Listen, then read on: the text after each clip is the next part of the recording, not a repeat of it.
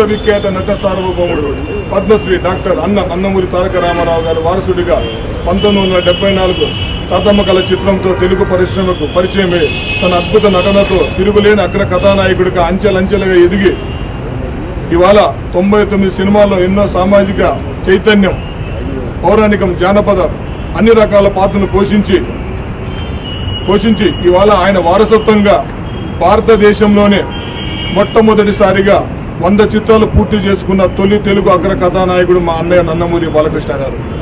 ముఖ్యంగా ఆయన చేసిన 99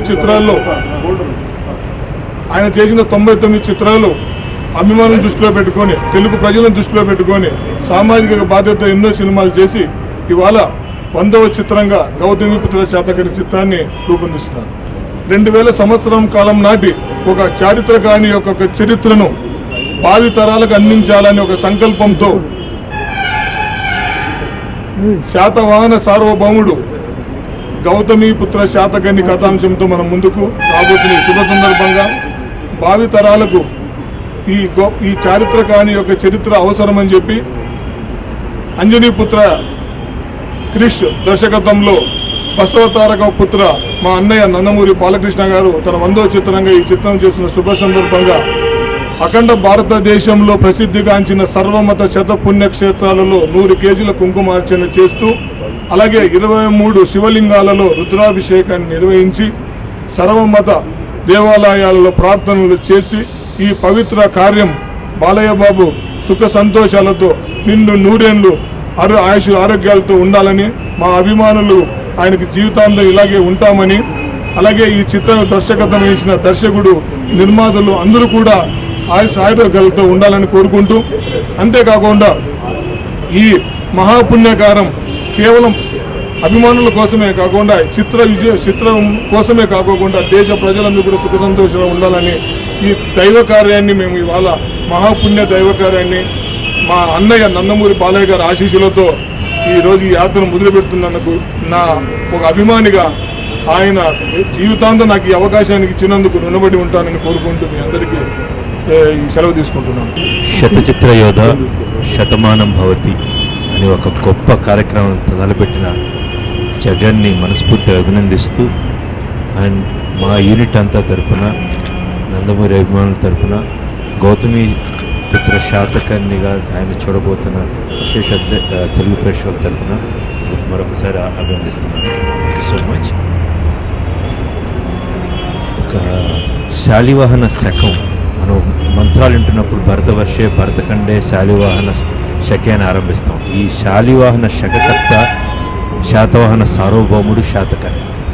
ఒక తెలుగువాడు ఒక దేశం మొత్తాన్ని ఊహించి, ఒక దేశాన్ని అనేక ముక్కలుగా ఉన్న గణరాజ్యాలన్నీ ఒక అఖండ రాజ్యంగా కలిపిన శాతకర్ణి, ఆయన చక్రవర్తి అయిన రోజు ఉగాదిగా మనందరం జరుపుకుంటాం. అలాంటి ఒక గొప్ప వ్యక్తి గురించి, ఒక గ్రేట్ వారియర్ గురించి మనకు తెలియకపోవటం మన దురదృష్టం. ఇప్పుడు ఈ చిత్ర రూపంలో మనందరి ముందుకి శాతకర్ణి యొక్క కథ బయటకు వస్తుంది. దీనిని రిలీజ్కి ముందు ఈ 99 చిత్రాలు పూర్తి చేసుకొని బాలయ్య బాబు 100వ చిత్రంగా వస్తున్నప్పుడు గమ్మత్ ఏంటంటే శాతకర్ణి అంటే 100 చెవులు కలవాడు అని అర్థం. అదేవిధంగా శతకర్ణుడు అని 100 కరములు కలవాడు అని కూడా అర్థం. 100వ చిత్రం కాబట్టి ఇవన్నీ కాకతాళీయం అండ్ ఏదో ఒక దైవానుగ్రహం. ఇలాంటి టైంలో 100 పుణ్యక్షేత్రాలకి శతచిత్ర యోధ శతమానం భవతి అని ఒక అద్భుతమైన ప్రోగ్రామ్ని చేస్తున్న జగన్కి అనేక ఇప్పుడు ఈయన శాతకర్ణి దేశాన్ని మొత్తాన్ని ఒక ఐక్యం చేసి అంత దేశమంతా పరిపాలించారు. ఇక్కడ అనేక గుళ్ళకి, ఇక్కడున్న మసీదులు కావచ్చు, చర్చిలు కావచ్చు, బౌద్ధరాములు కావచ్చు, తిరిగి ఈ చిత్ర విజయానికి ద సేమ్ టైం శాతకర్ణి యొక్క స్పిరిట్ని మొత్తాన్ని తీసుకెళ్ళడానికి కృషి చేస్తున్నాడు. And thank you so much Jagan and all the very best. అందరికీ నమస్కారం. ఇవాళ హెల్పింగ్ హ్యాండ్స్ అనంతపురం జగన్ గారు ఆయన సహచరులంతా కలిసి ఈ యొక్క భారతదేశపు శతపుణ్యక్షేత్ర చైత్ర యాత్ర గౌతమిపుత్ర శాతకర్ణి చిత్రం నా 100వ చిత్రం కావడం సందర్భంగా ఈ యొక్క కార్యక్రమాన్ని బృహత్ కార్యక్రమాన్ని చేపట్టడం జరిగింది. అంటే మొత్తం అందరూ కలిసి ఇక్కడి నుంచి బయలుదేరి హైదరాబాద్ నుంచి ఇక్కడ అన్ని భారతదేశంలో ఉన్న అన్ని పుణ్యక్షేత్రాలు అంటే గుళ్ళు, మసీదులు, అలాగే చర్చిలు, వాటన్నిటి కూడా సందర్శించి అక్కడ పూజా కార్యక్రమాలు నిర్వహించి అంటే ఈ నెల 19-20 వరకు అంటే అన్ని మొత్తం అష్టాదశ శక్తిపీఠాలు కావచ్చు, లేకపోతే మిగతా అన్ని ఈ శైవ క్షేత్రాలు కావచ్చు, అలాగే స్వామి వెంకటేశ్వర స్వామి క్షేత్రాలు కావచ్చు, ఆ అంశం అందరి అంశాల యొక్క పుణ్యక్షేత్రాలన్నింటినీ కూడా దర్శించి 19-20కి పూర్తి చేసుకుని ఇక్కడ తిరిగి వచ్చి మళ్ళీ ఇక్కడ ఈ మన తెలుగు రాష్ట్రాలైన ఈ ఆంధ్ర తెలంగాణ రాష్ట్రాల్లో ఉన్న పుణ్యక్షేత్రాలన్నింటినీ కూడా దర్శించి మన చిత్రం ఆడియో ఫంక్షన్ రోజున వాడి పుణ్య కార్యక్రమాన్ని పూర్తి చేసుకుంటారు. చాలా బృహత్ అంటే ఎంతో పవిత్రమైన ఎంతో మంచి కార్యక్రమం అయింది. ఎందుకంటే ఈ గౌతమిపుత్ర శాతకర్ణి అన్నది చాలామందికి దురదృష్టవశాత్తు ఆయన గురించి ఎంతోమందికి తెలీదు. ఏదో మనకి వేరే రాజుల గురించి మాట్లాడుకుంటాం, కానీ మన శక పురుషుడు ఎవరితోనైతే ఈ శకం ప్రారంభమైందో ఈ ఉగాది పండుగ ఏదైతే మనం జరుపుకుంటున్నాం వివిధ రాష్ట్రాల్లో కూడా ఇప్పుడు మనం చూస్తే మన భారతదేశంలోనే కాదు విదేశాల్లో కూడా అక్కడ మారిషస్ కావచ్చు, లేకపోతే అక్కడ బాలీలో కావచ్చు, అక్కడ కూడా ఈ యొక్క పండుగని ఆయన పేరు ముందు తలుచుకుని ఉగాది పండుగ చేసుకోవడం జరుగుతుంది. అలాగే మరి వాళ్ళ మా చిత్ర నిర్మాతలు అటు రాజీవ్ రెడ్డి గారు, అలాగే సాయిబాబా గారు జాగరముడి, అలాగే మా చిత్రాన్ని సమర్పిస్తున్న బిపో శ్రీనివాస్ గారు అయితేనేమి, వాళ్ళందరూ ముందుగా వచ్చి, అలాగే మా దర్శకుడు కృషి గారు వచ్చి చిత్రం ఇట్లా నిర్మాణం తలపెట్టామన్నప్పుడు ఇదంతా ఒక దైవ ప్రేరణగా ఇది. ఎందుకంటే ఎవరికి ఇప్పటిదాకా తట్టని ఓ పాత్ర, ఎవరికి ఎక్కువగా తెలియని పాత్ర ఈ యొక్క పాత్ర శకపురుషుడు గౌతమిపుత్ర శాతకర్ణి గురించి ఎవరైతే తన తల్లి పేరుని తన ఇంటి పేరుగా పెట్టుకున్నాడో ఆ తర్వాత వరుస క్రమంలో అతని తర్వాత అతని వారసులంతా కూడా వాళ్ళ తల్లుల పేర్లు పెట్టుకోవడం జరిగింది. అటువంటి ఒక మంచి చిత్రాన్ని సంకల్పించామని చెప్పినప్పుడు అది దైవ ప్రేరణగా భావించి వెంటనే ఒక తెలుగు భాష సంస్కృతి, మన తెలుగు జాతి, ఎలాగైతే ఆనాటి రామారావు గారు విశ్వవ్యాప్తంగా ఆయన వెన్నముక మీద ఈ తెలుగు జెండాను ఎగరవేశారు, అలాగే ఒక తెలుగు బిడ్డగా, అలాగే ఆ తారక రాముని వారసునిగా ఈ చిత్రాన్ని వెంటనే చేయాలి. మన తెలియని కథని తెలుసుకోవాల్సిన ఎంతో అత్యవసరమైన తెలుసుకోవాల్సిన కథని అందరికీ తెలియజేయవలసిన ఒక తరుణం ఆసన్నమైంది. ఎందుకంటే మనం చూస్తున్నాం వచ్చే తరుణం కూడా ఎలా ఈ యొక్క మన సంస్కృతికి, మన సంప్రదాయాలకు, మన భాషకు దూరం అవుతున్నారు. వాళ్ళందరికీ ఈ యొక్క మాధ్యమం ఏదైతే మా చేతిలో ఉందో అస్త్రం సినిమా ద్వారా ఈ యొక్క సినిమానే కాకుండా ఈ యొక్క పురుషుడు వెనుక ఉన్న ఎంతో గొప్ప చరిత్ర దాన్ని ఒక రూపకల్పన చేసి అందరికీ అందజేయాలన్న మంచి సత్సంకల్పంతో ఈ చిత్రాన్ని ప్రారంభించడం జరిగింది.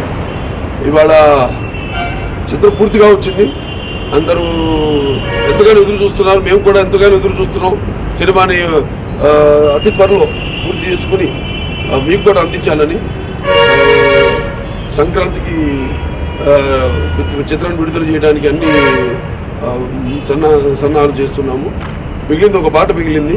ఈ 20తో చిత్రం షూటింగ్ మొత్తం పూర్తయిపోతుంది. మిగతా అన్ని పనులన్నీ కూడా జరుగుతున్నాయి. అంటే మన దాశరథి గారు ఒక మాట అన్నారు, కనిపించిన